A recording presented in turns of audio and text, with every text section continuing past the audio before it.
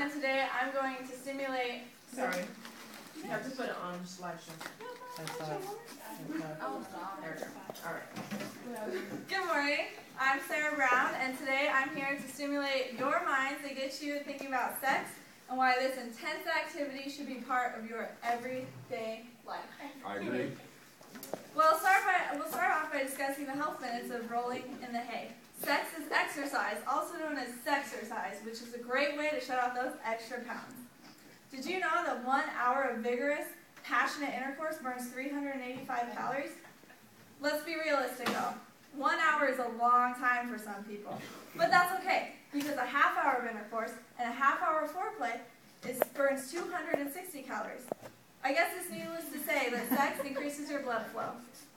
Another reason you should stay between the sheets is because your body builds up antibodies that protect you against, sickness and stuff. Dr. Paul Parashall stated, sex boosts chemicals in the body that protect you against disease. There was a study done at Wilkes University where they took saliva samples from 112 students, testing your IgA levels, which is your immunoglobulin, which is basically the stuff that helps you fight off sickness. Well, they found that the frequent group who reported having sex 1 to 2 times a week had a higher level of IgA than the students who reported being abstinent or having sex less than 1 time a week. With that being said, if you have sex with your partner 1 or 2 times a week, you boost your immune system by 30%. Headaches. Everyone hates headaches. Sex cures headaches. The hormone oxytocin secretes when you engage in sexual activity. Because of this, endorphins are also released, which acts as natural painkillers. Headaches gone, cramps gone, muscle pain gone. What about stress? We're not too far from the truth when we say sexual frustration, are we? A recent survey reported people feel more at ease the more they bang. When you have an orgasm, you have this insanely intense wave of relaxation come over you. Which is probably why your man just straight up passes out afterwards. Which leads to insomnia. Sex is your way to a better night's sleep. And we all know when you get good night's sleep that you feel as if you can take on the world.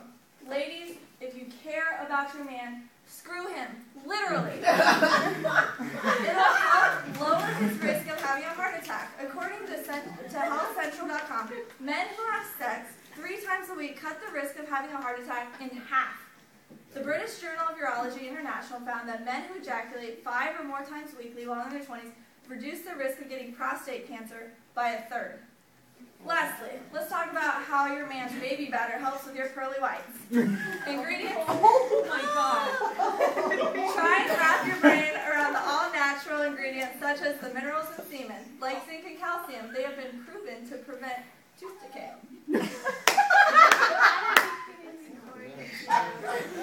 However, don't be afraid to protect yourself against STDs and babies. Guys, don't be a fool. Wrap your tool. Got it? Wrap it before you tap it. It's called population. Enough about how healthy it is for you to bump and grind. I want to show you how it can improve your relationship with your partner.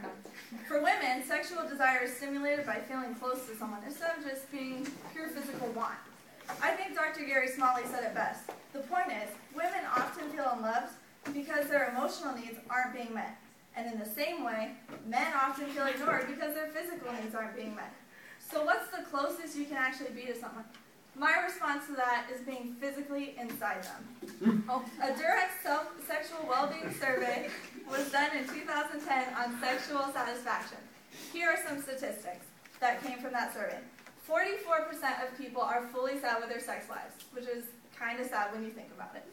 82% of the people who said they were sexually satisfied felt respected by their partner. 39% want more romance, and 29% want a higher sex drive. To me, this means we all need to stop fucking around and start pleasing our partners. Dr. Banner says, sex can be a wonderful cementer or a terrible wedge in relationships. Let's all be the cement. The University of Chicago found that sex is more frequent among couples in happier marriages. People over the age of 65 are still having sex more than once a week. Get some. If that doesn't entice you, how about sex lowers your mortality rate so you can live longer with that significant other? Moving on, I've categorized sex for you into 3 different types of encounters. First, we have chore sex. Man comes home, says, "Hey honey, I want you." Woman looks at him and has that look that says, "Do you not realize I just worked a 13-hour day too?" But instead says, "Okay honey, hurry up because I gotta get dinner started." That's chore sex, where she actually isn't all into it and she has other things on her mind. Second, we have straight up knocking boots. You know what I mean? Wham bam, thank you ma'am. Probably that type of sexual encounter that spices up your relationship, being able to let go and be animalistic in a way. Last is lovemaking. You know, guys, take her out to dinner, come home, have rose petals on the bathtub, letting her relax, then having her follow the rose petals that lead into the bathroom and give her the most mind-blowing orgasm she's ever had in her life. Some guys have this down to a T. It's like an art for them, because after they finish, they can follow with, "Hey honey, I have another surprise. Go follow the rose petals," which she doesn't know this, but they lead to the fridge. And on the fridge is a sticky note, and that says, "Baby, can you make me a sandwich?" Instead of being angry or upset, she smiles and says, "Okay." Those men who can pull that off deserve some type of respect, because that's pure talent. Regardless of which of these types of sexual encounters you engage in, know that both you and your partner are reaping the benefits that sex adds to your relationship, making it healthy and keeping that spark alive. Finally, I want to ask each of you to invest.